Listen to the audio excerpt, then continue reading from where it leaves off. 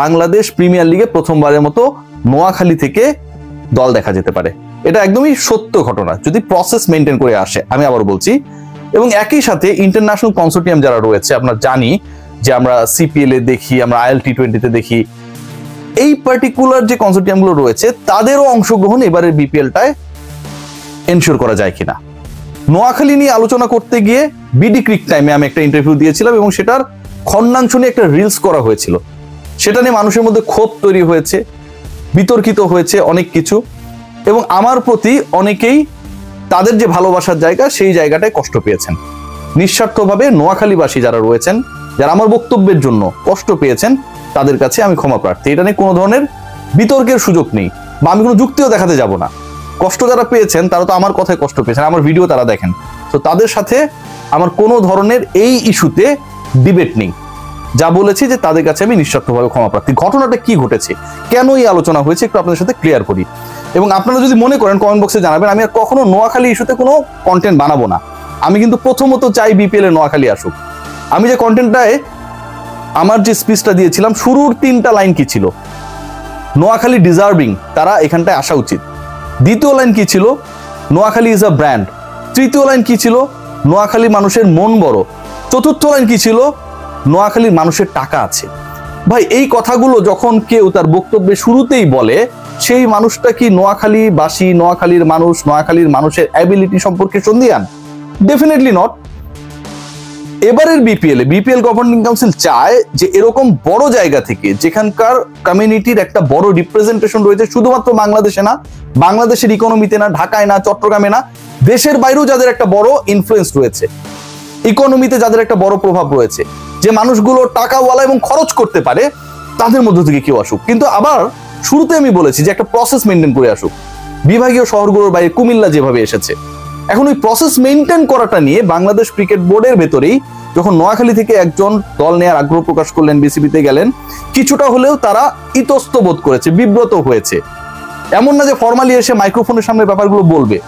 যেহেতু আমরা ইন্টারন্যাশনাল কনসোর্টিয়ামকে এখানটায় যুক্ত করতে চাচ্ছি, যেহেতু বিপিএল এর পরের যে আসরগুলো হবে 5 বছরের জন্য সত্য দেওয়া হবে, যেটা কখনোই আগে হয়নি, 5 ইয়ার্স। সো এখানটায় যেন কেউ বাইরে থেকে মনে না করে যে ক্রিকেট বোর্ড কোনো একটা পার্টিকুলার গ্রুপের উপর নোয়াখালীর দল দেওয়ার জন্য ডিপেন্ডেন্ট হয়েছে, অথবা তাদের সাথে একটা ভালো সম্পর্ক রিয়াল মেনটেন করছে। আচ্ছা, নোয়াখালীতে তো অনেক ধরনের বড় বড় কোম্পানির মালিকরা রয়েছে, রাইট? এখন যিনি বা যেই ভাই গিয়েছে ওখানটায়, তার বাইরেও তো অনেকের ইচ্ছা থাকতে পারে যে নোয়াখালী দলটা আমরা চালাবো, আমরা নিব। খুব স্বাভাবিক। কিন্তু আমরা যদি ঢাকা শহরে দেখি, বড় বড় যতগুলো কোম্পানি রয়েছে, প্রত্যেকটাতে আমাদের নোয়াখালী ভাইরা রয়েছে, ভালো জায়গায় রয়েছে। এখন বাংলাদেশ ক্রিকেট বোর্ড যদি এরকম প্রতিদিন 1-2 করে আসে এবং তাদের সাথে বসে গল্প করে, এন্টারটেইন করে, এটা কিন্তু ক্রিকেট বোর্ডের যে নিরপেক্ষতা, ওই জায়গাটা নিয়ে কিন্তু একটা প্রশ্ন ওঠে। যে মানুষটা বোর্ডে যাচ্ছে না কিন্তু দল নিতে যাচ্ছে, তার টাকা রয়েছে, সামর্থ্য রয়েছে, সেও কিন্তু কিছুটা হলেও টেন্সড হয়ে যায়, কিছুটা কনফিউজড হয়ে যায়, উনি কেন যাচ্ছে বারবার। ক্রিকেট বোর্ড এই ব্যাপারটাকে ভালোভাবে নিচ্ছে না। ওই সেন্স থেকে যদি আমি বলে থাকি যে নোয়াখালীবাসী বন বড়, তাদের টাকা রয়েছে, তারা ডিজার্ভ করে, নোয়াখালী টিম ডিজার্ভ করে, কিন্তু যেই প্রসেসে যাওয়া হয়েছে, যেই প্রসেসে আসলে নিজেদের এক্সপ্রেশন অফ ইন্টারেস্ট শো করা হলো, এই প্রসেসটা রং। এটা কোনোভাবেই তাদের সাথে যায় না। বাংলাদেশে যে নোয়াখালীর মানুষজন এত স্টাবলিশড হয়েছে, তারা তো একটা প্রসেস মেনটেন করে হয়েছে, রাইট? প্রপারলি প্রেজেন্ট করে হয়েছে। সো আপনি বিপিএল এ দল নেবেন, সেই জায়গাটাতেও আপনি যেন প্রপারলি প্রেজেন্টেবল হন, কেউ যেন প্রশ্ন তুলতে না পারে। কারণ এই কথা বলা যদি আমার ভুল হয়, ভাই ভুল। আমি কখনো নোয়াখালীর দল নিয়ে, আমি জানি যে বাংলাদেশ ক্রিকেট বোর্ডে আমি যে বিষয়টা নিয়ে ফাইট করি সেটা হয় আলহামদুলিল্লাহ। নোয়াখালীর দল নিয়ে যদি কখনো ঝুঁকিও তৈরি হয় যে নোয়াখালীর দল হচ্ছে না, আমি এটার জন্য ফাইট করব না। অন্য সিচুয়েশন হলে আমি সত্যি ফাইট করতাম, যেভাবে হোক নোয়াখালী কেন দল হবে না, কুমিল্লা হলে নোয়াখালীর সমস্যাটা কোথায়? কিন্তু যেভাবে আজকে অপমানিত করা হয়েছে, আমার বাবা মাকে তুলে গালি দেওয়া হয়েছে, আমার বাবা মা কেউ বেঁচে নাই ভাই, আপনারা আমাকে বলেন, সমস্যা নাই। বিডি ক্রিক টাইম একটা অংশ প্রচার করেছে, আপনাদের সকল আস্থা আমার উপর থেকে চলে গেল। একটু অপেক্ষা করতে পারতেন, অপেক্ষা তো করতে পারতেন যে আমি কি বলেছি, রিয়েল ভিডিওটা কি। যাক, আপনারা করেন নাই, আপনাদের প্রতি অনেক ভালোবাসা, কিন্তু এই ফ্র্যাঞ্চাইজ নিয়ে আমি আর কোনো রিপোর্ট করব না, সত্যি করব না। এবং একই সাথে আমার জন্য যারা, আমার কথার জন্য যারা কষ্ট পেয়েছেন, তাদের প্রতি আমার পূর্ণ মানসিক সমর্থন রয়েছে। কষ্ট দেয়া আমার কাজ না, এবং আমি তাদের প্রতি ক্ষমা প্রার্থী। এখন যে আলোচনাটা করছি যে নোয়াখালীকে নিয়ে ক্রিকেট বোর্ডের একটা বড় ধরনের অ্যাম্বিশন রয়েছে। আমাদের মাহবুব আনাম ভাই, উনি নিজে নোয়াখালীরা, বিশাল বিজনেসম্যান বাংলাদেশের, তারও মনে মনে ইচ্ছা আছে, তিনি চান বিপিএল গভর্নিং কাউন্সিলের যিনি এই মুহূর্তে চেয়ারম্যানের দায়িত্বে, যে কেউ হলে তার জেলা, 4 ডিস্ট্রিক্ট, তার লোকালিটির একটা ভালো টিম আসলে কি চাইবে না? মাহবুব ভাইও কিন্তু এটা চান। কিন্তু কেউ যদি ওপেনলি এভাবে বিসিবিতে যায় আসে, মাহবুব ভাই বিপিএল গভর্নিং কাউন্সিলের চেয়ারম্যান, যিনি নোয়াখালী রিপ্রেজেন্টেটিভ, তিনিও তো বিতর্কিত হয়ে যাচ্ছেন। এবং এই বিতর্ক হয়তো আজকে হচ্ছে না, কালকে হচ্ছে না, 1 মাস পরে হবে। তাহলে কি দলটা পাওয়া খুব সহজ হয়ে গেল ভাই? ময়মনসিংহ কতদিন থেকে দল পাওয়ার চেষ্টা করছে, হচ্ছে বলেন? বরিশালের দল মাঝে মাঝে থাকে, মাঝে মাঝে থাকে না, রাজশাহীর দল থাকে না। টাকা তো সব কথা না, প্রেজেন্টেবল ওয়েতে জিনিসটাকে সাকসেসফুলি ডান করাটা গুরুত্বপূর্ণ। সেই জায়গাটা নিয়ে আমি প্রশ্ন করেছি এবং আমি ভুল করেছি, আমি ক্ষমা প্রার্থী। আরেকটা ব্যাপার গুরুত্বপূর্ণ, যে ইন্টারন্যাশনাল কনসোর্টিয়াম যারা, তাদের ব্যাপারে একটা ডিসিশন হয়ে যাবে হয়তো, এবং এটা নিয়ে বাংলাদেশ ক্রিকেট বোর্ড অলরেডি তারা 1 স্টেপ অ্যাহেড হয়েছে।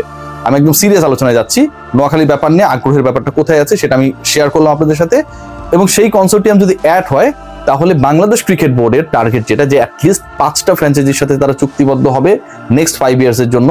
ইন্টারন্যাশনাল যদি কাউকে পাওয়া যায় যোগ্যতম দল হিসেবে, তাহলে দল সংখ্যা 6টাও হতে পারে।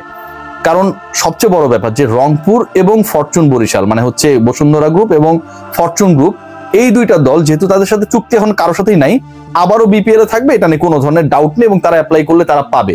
খুলনাকে নিয়েও খুব বেশি প্রশ্ন নেই আপাতত। সো এই 3টা দলকে নিয়ে কোনো ধরনের প্রশ্ন নেই।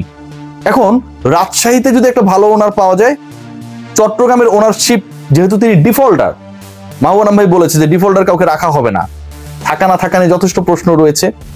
নোয়াখালী সেখান থেকে ঢুকলো, এবং ইন্টারন্যাশনালি যারা রিনাউন্ড কনসোর্টিয়াম হিসেবে কাজ করছে বিভিন্ন ফ্র্যাঞ্চাইজ লিগ পরিচালনার ক্ষেত্রে, তাদের মধ্য থেকে একটা যদি দল পাওয়া যায়, তাহলে 6 দল নিয়ে আপকামিং বিপিএলটা হবে। এবং এটা যদি হয়, পরের বিপিএলটা বিশ্বাস করুন অসাধারণ হবে। আমিনুল ইসলাম বুলবুল যেই প্ল্যানে আগাচ্ছেন, বিপিএল গভর্নিং কাউন্সিলের রিফরমেশনটা যেভাবে হয়েছে, এবং এটা খুব গুরুত্বপূর্ণ ছিল, যে মানুষগুলো এখানটায় রয়েছে তারা শুধু দল নির্বাচন নিয়েই শান্ত হতে চান না, এমনও পরিকল্পনা রয়েছে যে আইসিসির যারা দুর্নীতি দমন ইউনিটে কাজ করে, তাদেরকে হায়ার করে হলেও বিপিএল কে শুদ্ধ তারা করতে চান। এই শুদ্ধ করার পরিকল্পনা যারা করছেন, আন্তর্জাতিক ফ্র্যাঞ্চাইজ গুলোকে বিপিএল এ আমন্ত্রণ করার পরিকল্পনা যারা করছেন, তার মানে তারা স্মার্ট পরিকল্পনা করছেন। সেই জায়গায় যদি চট্টগ্রাম থেকে কেউ, নোয়াখালী থেকে কেউ, রংপুর থেকে কেউ নিজেরা গিয়ে বিসিবিতে গিয়ে ইন্টারভিউ দেয় অথবা কাগজ সাবমিট করে যে ভাই আমি দল নিতে চাই, এটা কি কোনো স্মার্টনেসের মধ্যে পড়ে ভাই বলেন? অবশ্যই পড়ে না। আপনারা প্রপার ওয়েতে আসুন। নোয়াখালীর দল নিয়ে কারো কোনো ধরনের সমস্যা নেই। They are the part of Bangladesh and they are the significant part of Bangladesh. So তারা যেন আসে এবং এটা নিয়ে যেন কেউ কথা বলার সুযোগ না পায়, that is much more important. BD cric টাইমের ইন্টারভিউর প্রথম 15 সেকেন্ডে আমি বলছি, নোয়াখালী ডিজার্ভ করে, নোয়াখালীর মানুষের মন বড়, তাতে টাকা আছে, এবং নোয়াখালী ইজ আ ব্র্যান্ড। ওই অংশটুকু কেউ শুনলেন না, এটাই দুঃখের। সবাই ভালো থাকবেন। যারা কষ্ট পেয়েছেন, আমার কথায় যাদেরকে কষ্ট দিয়েছি, সবার কাছে আমি ক্ষমা প্রার্থী। Take great care.